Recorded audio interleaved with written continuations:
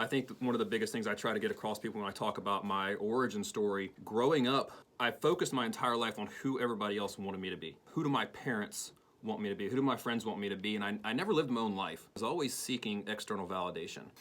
For me, food was absolutely my drug of choice, and it's what I used to bury my emotions. And being a young kid, you don't really understand what emotional eating is. Even to this day, food addiction is real for me. And it all started when I was a little kid, just eating my emotions away. Growing up, it's tough out there.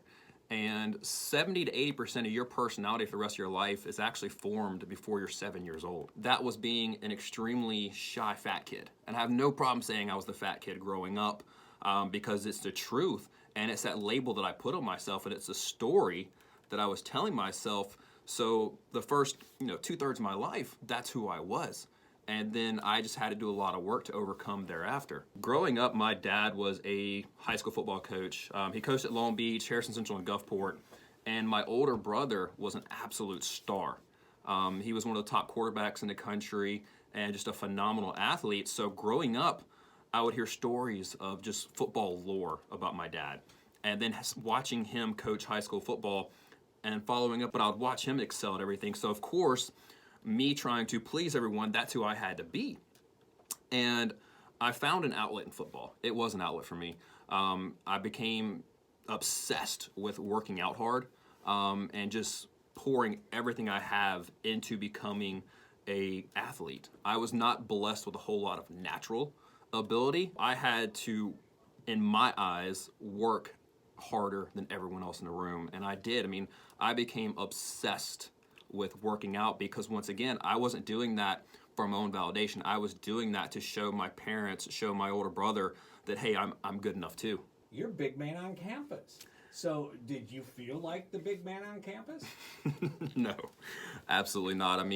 When I was there, yeah, I was getting some recognition, but it's almost like a drug addiction. Recognition is for me, because I would get that hit of recognition and validation from an outside source, and it would last all of 30 seconds.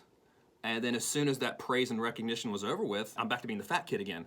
And I was struggling, like in college, man, I struggled so much with anxiety, from wanting to be good enough and wanting to play, to depression, of really just feeling like I never fit in, feeling like an outsider.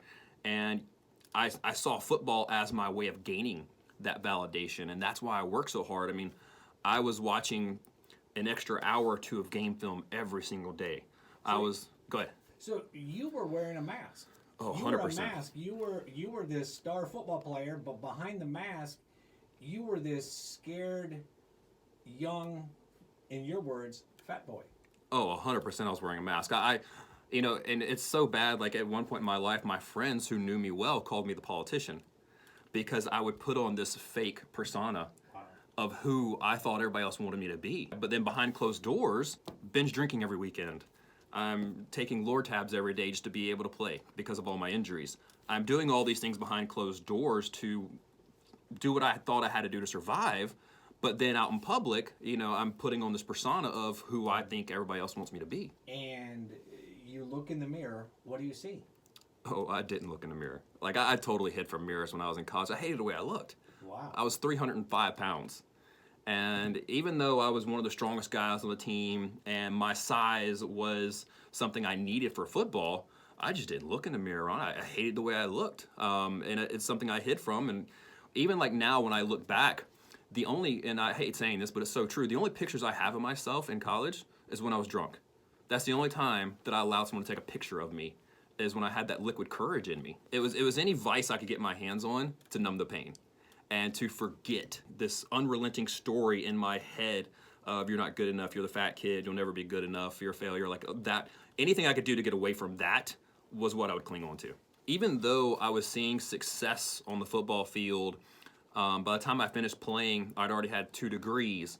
So I was having success in the classroom, but once again, I'm doing everything else everybody else wants me to do. I'm not doing, like, even the major that I picked was because my older brother picked that major, because I thought that's what my parents wanted me to do.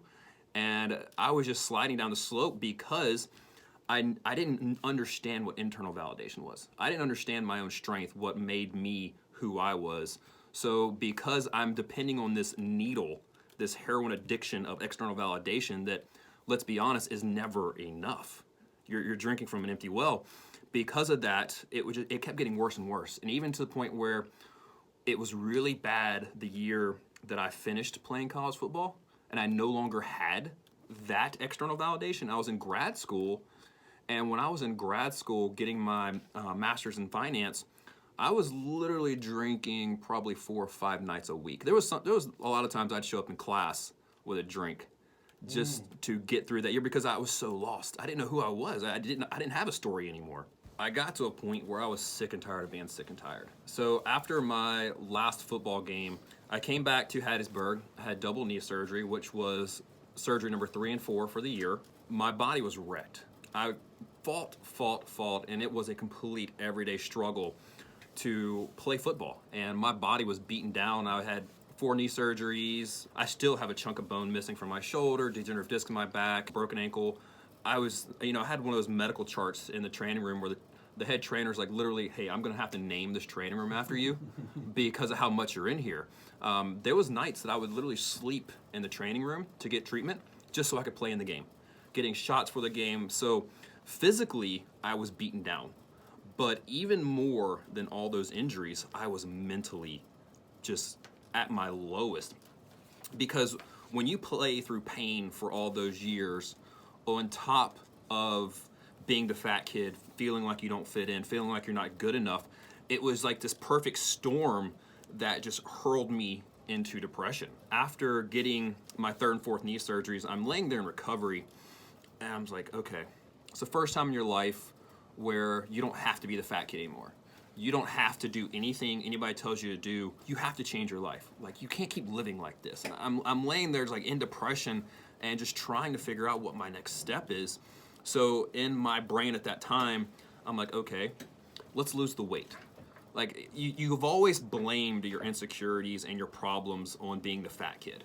So let's start there. What I did was, over the course of a calendar year, I didn't know what I was doing because, let's be honest, who's ever taught how to eat healthy growing up? It's just not something we teach, especially here in South Mississippi. But I knew how to work hard. And so I just said, okay, just apply the hard work to a health transformation. And over the course of a calendar year, I lost 105 pounds. It sounds like a lot of weight, but all I did was I focused on 2 pounds a week. Hey, just 2 pounds a week, 2 pounds a week. And I stayed consistent at that. And when it came to like my nutrition, I didn't know what I was doing. I just knew if I worked my butt off and ate less, I would work out. Because when I was playing college football my senior year, I was eating between 10 to 12,000 calories a day. I was drinking a 2,500 calorie protein shake just to start my day. That's about how many calories I eat in an entire day right now. But that was just my breakfast.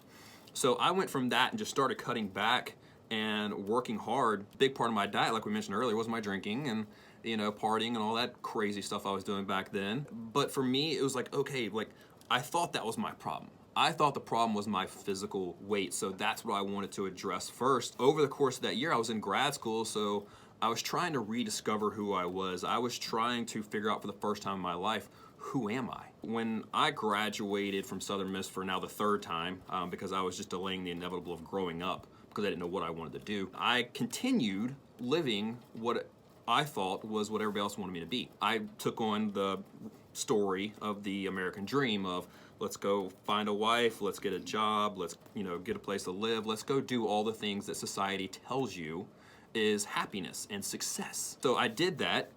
And over the course of the next 5 years, I built a business, got engaged, had a place to live, and I was doing everything I thought I was supposed to be doing.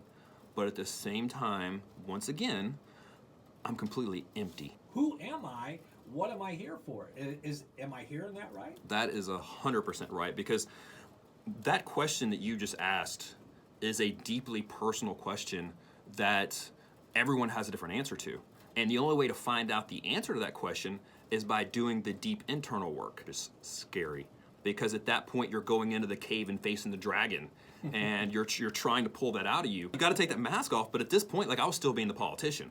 I was still being who everybody else wanted me to be.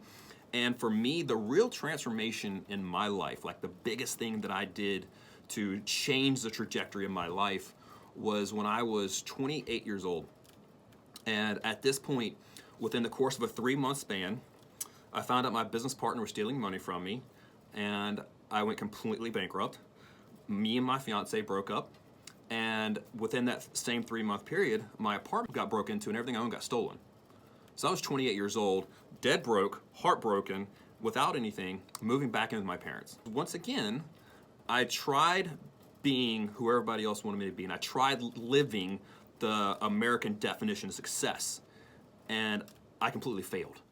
I failed to live up to that definition, so it actually put me into the deepest, darkest depression of my life, to the point where after about 6 months, I'm literally laying in bed with a bottle of pills, ready to say this is enough, ready to say I am done. When I was laying there with that bottle of pills in my hand and just ready to be done, because I felt like a loser. I felt like I'm never gonna be good enough, and you know what? I tried, I'm just not good enough. That was literally the story I kept telling myself every day. When I was laying there in bed, I'm laying there thinking like, you know what? You've been an All-American. You've got your master's in finance. You've done some pretty amazing things in your life. You're not meant to work 70 hours a week in a job you hate, come home, watch Netflix, and go to sleep. Like, that literally was my life. And I just repeated that week after week. What I had to do was I said, hey, you've got to do something. You've got to get out of this. You're meant for so much more than this. You're meant for life. You're meant to go out there and do something. So at that point, like, I made the conscious decision to go and discover, why am I here? Like, what's the purpose of my life here on this earth? And I really believe like I'm put on this earth to tell people it's not over. You're not stuck. And let's go do something special. Change your story, change your life. Change the story you're telling yourself about who you are. One of my favorite things I say to myself is, I am because I am. I have to remind myself of my own strength and who I was destined to be and how much more that I truly believe we're put on this earth to do. I am because the great I am. Amen.